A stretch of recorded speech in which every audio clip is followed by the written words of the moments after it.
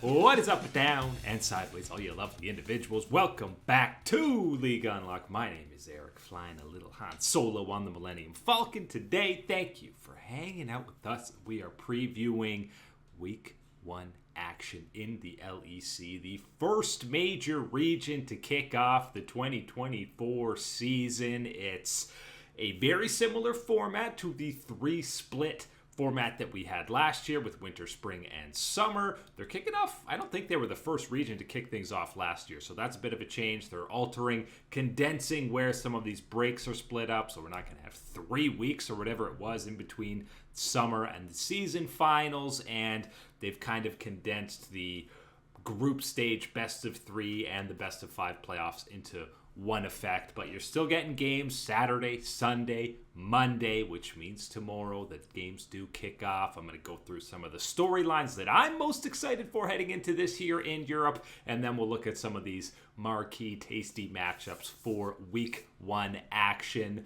3 different storylines I want to be talking about. Number 1 is, of course, K-Corp coming into the LEC. It's been long awaited that one of the biggest fan bases outside of these 4 major regions finally gets the promotion, gets the mod. We'll see how toxic the blue wall is when you look at the players specifically. Obviously, Bo returning with the new squad, see if he can live up to the hype. Saken and Cabo coming back to the squad, or back to the LEC.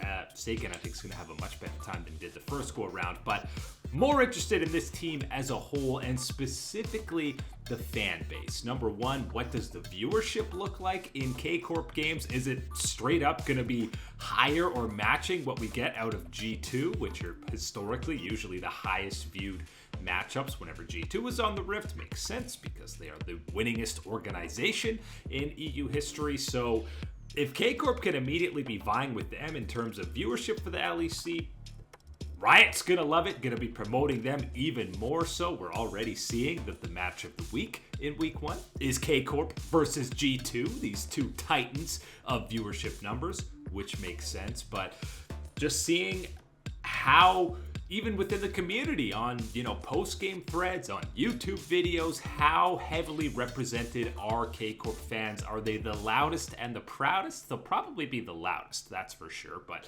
what kind of an impact does this new organization have? You know it's going to be a bigger one, and hopefully more impactful one, more positive one than what we were getting out of Astralis when they were in this league.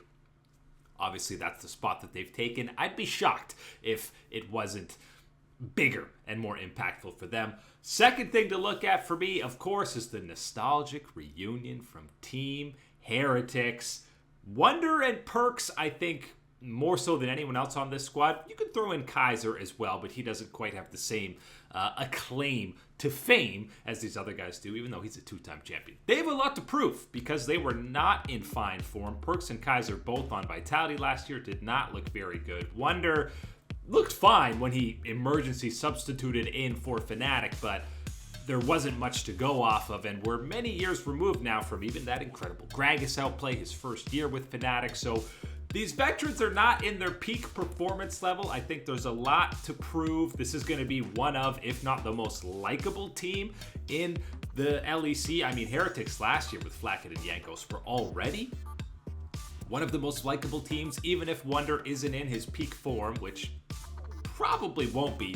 It still should be an upgrade over what Evie was putting out last year, so I'm really hard-pressed to gauge where this team's actually going to be because there's so many question marks around the levels of Perks and Wonder. But Perks being reunited with Yankos, no question. I think people are going to be very excited about that, happy to see them back together. So fans are going to be there, but how good can this team actually be? Because if they re-find any of that previous glory or those previous levels, this could be a top 4, top 3 Worlds contending team at the bare minimum, as a dark horse to maybe even be contending for the title in the winter split and all the splits going forward. So I think everybody is going to be rooting for them. It's just a question of, can they bring up that power level?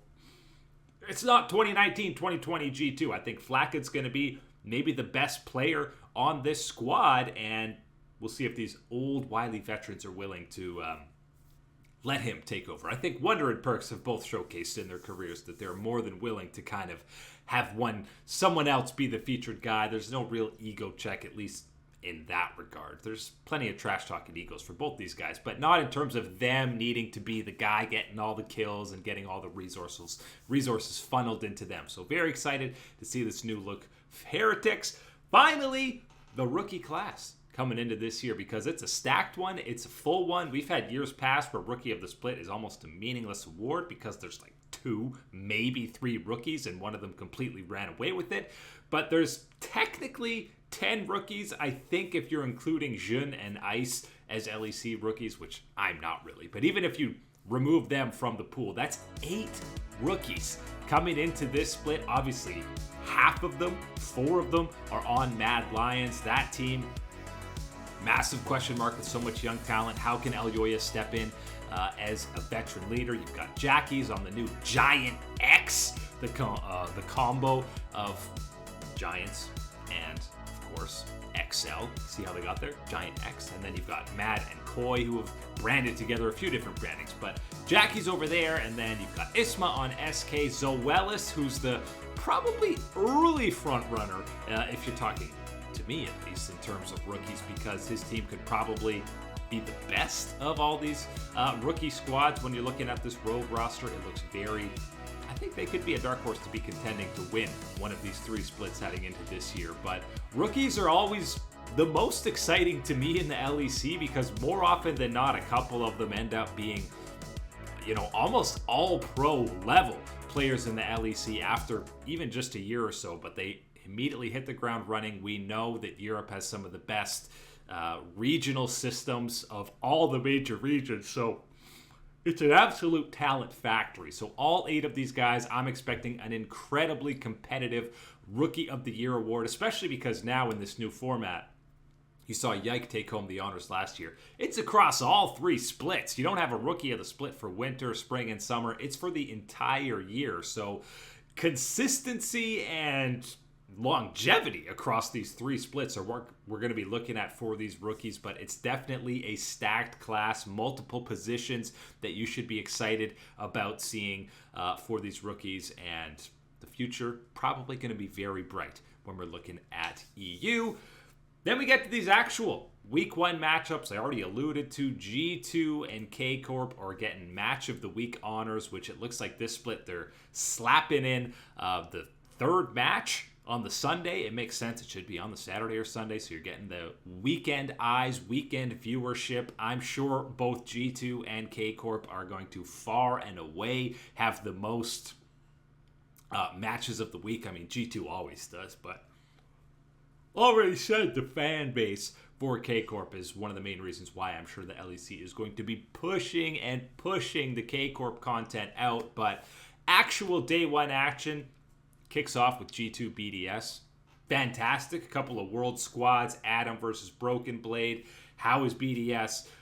Between these 2 squads, there's only 1 roster change out of the 10 players, and it was one that we have, shook our heads at many times, and that's, of course, Ice coming in for Crowny, but it's fine. And then you're immediately getting some revenge games with SK versus Rogue. There you've got, obviously, Marcoon going up against his former squad now that he's on this new look Rogue, which, again, we're very excited about. Fnatic versus K Corp, another revenge game. Upset going against Fnatic. I know it's now been a couple of years. A whole split plus 2 splits of Vitality since he's been on Fnatic, but still feel like there's something to prove there for him going up against the new Fnatic bot lane of Noah and Jun.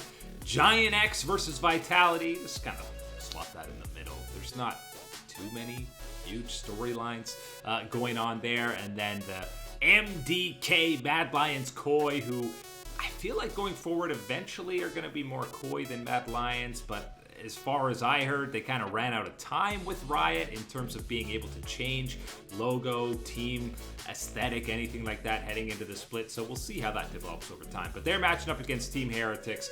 Obviously, Heretics for me are the team I really as I already alluded to, I'm excited to see. So anytime they're on the board, I'm going to be excited to watch any of those matches. And then other big ones throughout the week, obviously that K-Corp G2, as we mentioned, Mad Lions versus SK. That's the revenge game for Niski against his former squad. And G2 versus Rogue. I mean, if Rogue has an opportunity, I think, to really come out of the gate swinging. If they start 3-0 or something, then we'll start taking them very seriously. They historically have often had pretty good starts and then fallen off towards the end, but that is the main dark horse team for me. In the return to Rogue, Koi logo's gone. It's back.